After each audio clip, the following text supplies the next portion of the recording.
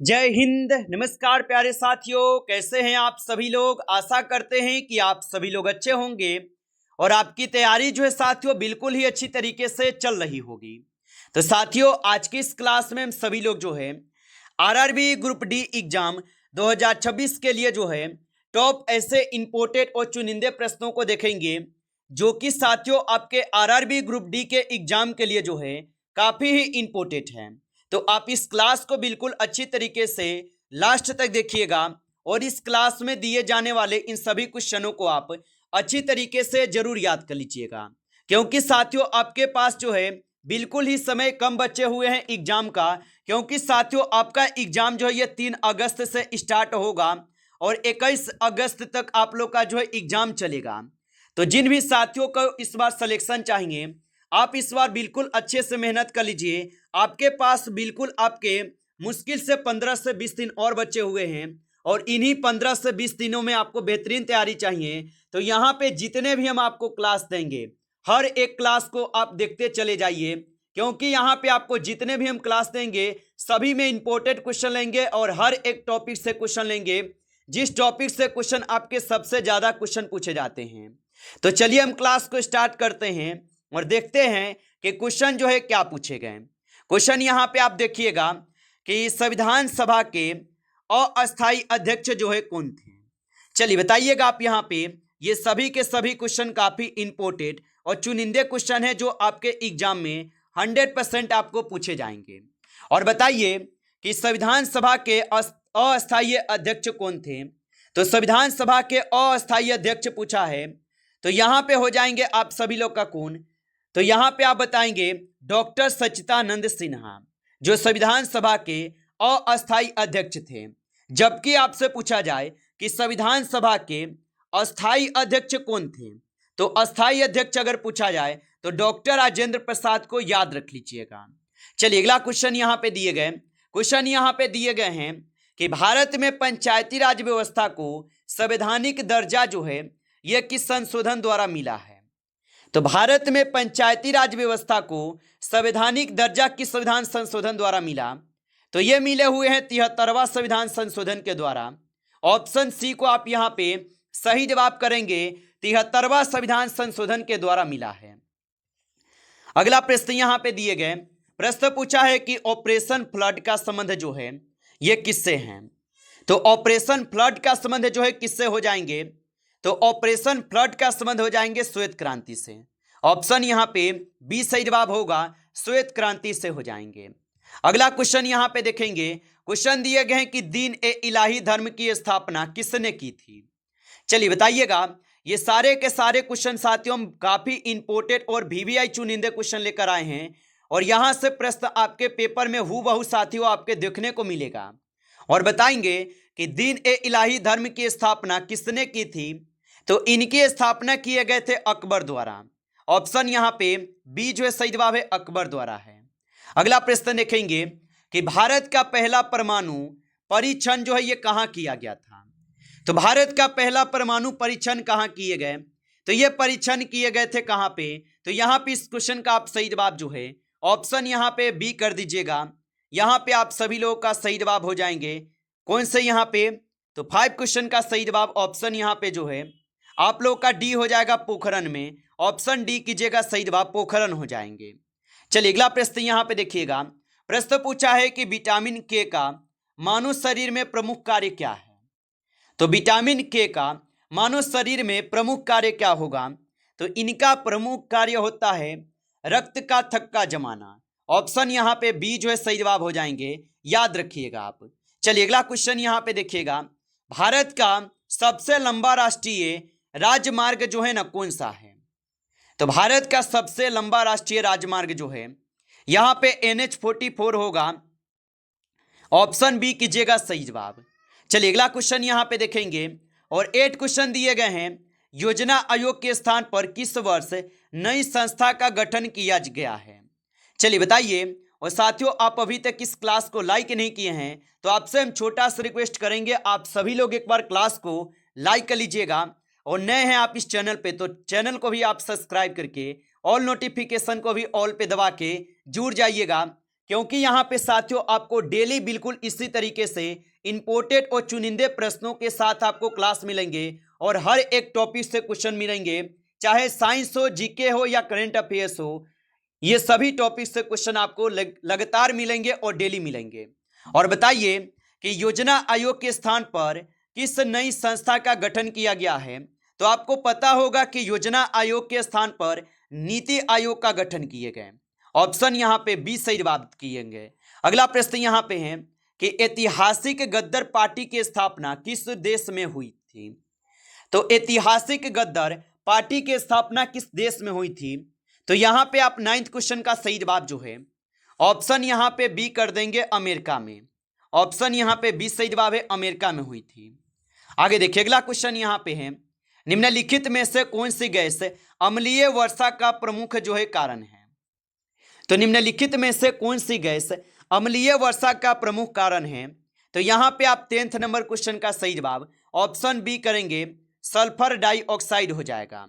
आगे देखिए अगला प्रश्न यहाँ पे दिए गए कि भारत का सबसे बड़ा बंदरगाह जो है कौन सा माना जाता है? तो भारत का सबसे बड़ा बंदरगाह कौन सा माना जाता है? तो यहाँ पे इस क्वेश्चन का आप सही जवाब जो है क्या करेंगे?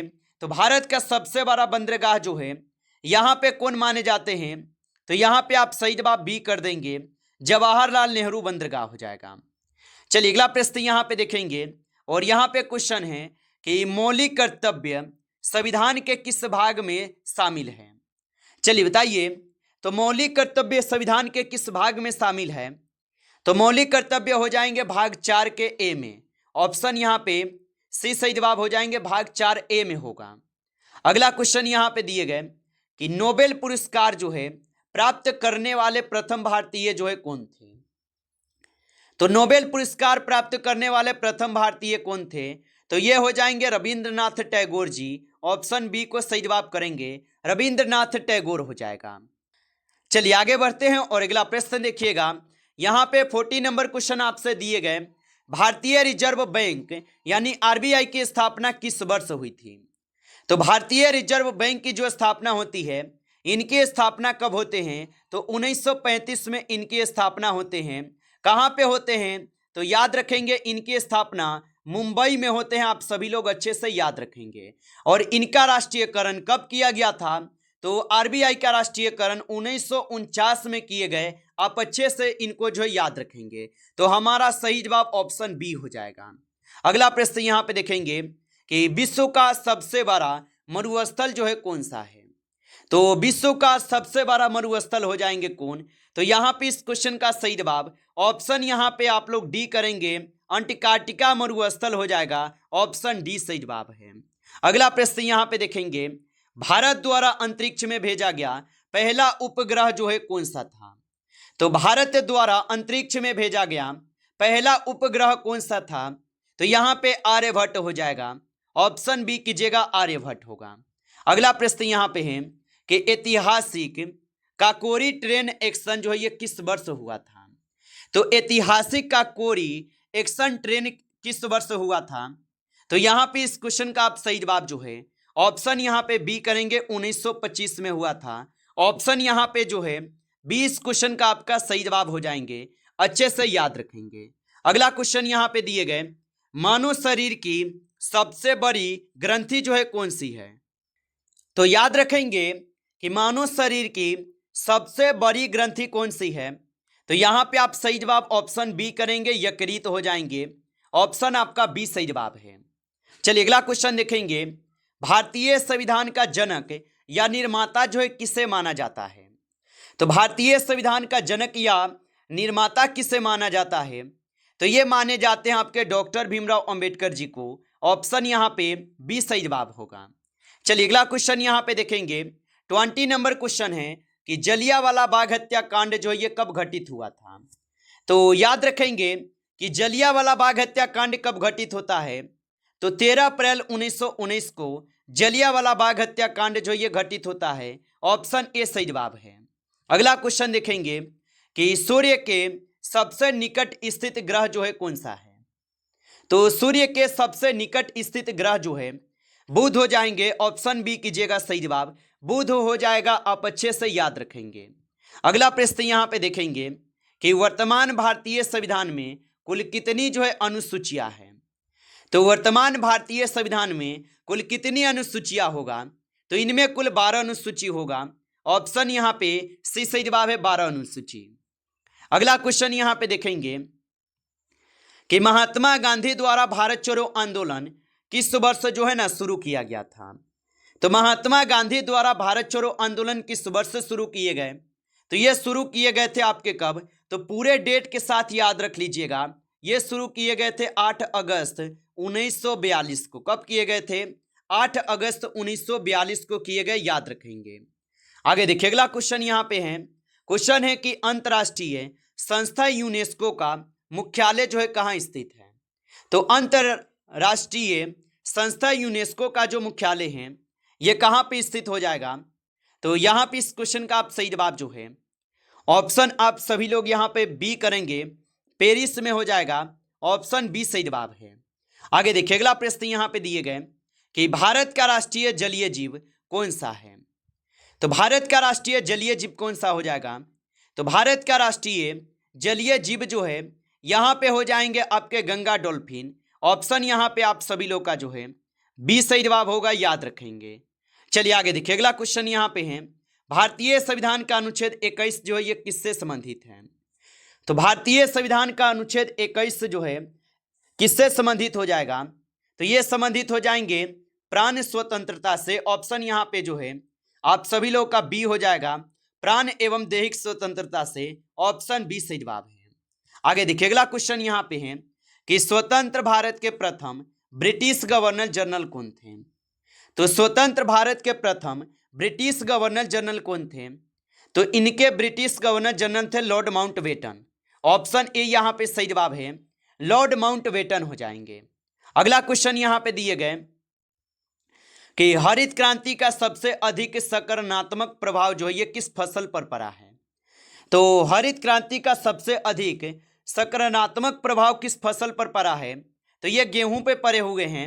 ऑप्शन डी को यहाँ पे सही जवाब करेंगे, गेहूं पे पड़े हैं। अगला क्वेश्चन देखेंगे। क्वेश्चन है कि भारत का सर्वोच्च नागरिक सम्मान जो है ना कौन सा है। तो भारत का सर्वोच्च नागरिक सम्मान कौन सा है, तो भारत का सर्वोच्च नागरिक सम्मान जो है भारत रत्न हो जाएगा। ऑप्शन यहाँ पे बी सही जवाब है, भारत रत्न होगा। अगला प्रश्न यहाँ पे देखेंगे। भारतीय अंतरिक्ष अनुसंधान संगठन का मुख्यालय कहाँ जो है स्थित है। तो भारतीय अंतरिक्ष अनुसंधान संगठन का मुख्यालय कहाँ स्थित है, तो ये स्थित होगा बेंगलुरु में। ऑप्शन सी कीजिएगा, बेंगलुरु में है। अगला प्रश्न यहाँ पे देखेंगे कि शून्य के सिद्धांत का श्रेय किस प्राचीन भारतीय गणितज्ञ को दिया जाता है। तो शून्य के सिद्धांत का श्रेय किस प्राचीन भारतीय गणितज्ञ को दिया जाता है, तो ये दिए जाते हैं ब्राह्मण गुप्त को। ऑप्शन यहाँ पे डी जो है सही जवाब हो जाएंगे। अगला प्रश्न यहाँ पे देखेंगे। प्रश्न आपसे है कि संविधान के प्रस्तावना में समाजवादी और धर्मनिरपेक्ष शब्द जो है ये किस संशोधन द्वारा जोड़े गए हैं। तो संविधान की प्रस्तावना में समाजवादी और धर्मनिरपेक्ष शब्द किस संशोधन द्वारा जोड़े गए, तो यहाँ पे 32 क्वेश्चन का आप सही जवाब ऑप्शन बी कर देंगे, 42वें संविधान संशोधन के द्वारा। ऑप्शन आपका बी सही जवाब है। आगे देखिए अगला प्रश्न यहाँ पे दिए गए। प्रश्न है कि भारत का मैनचेस्टर जो है ये किस शहर को कहा जाता है। तो भारत का मैनचेस्टर किस शहर को कहते हैं, तो भारत का मैनचेस्टर कहते हैं अहमदाबाद को। ऑप्शन यहाँ पे बी जो है सही जवाब है, अहमदाबाद को कहते हैं। अगला प्रश्न यहाँ पे देखेंगे कि विज्ञान की शाखा माइकोलॉजी के अंतर्गत किसका जो है अध्ययन किया जाता है।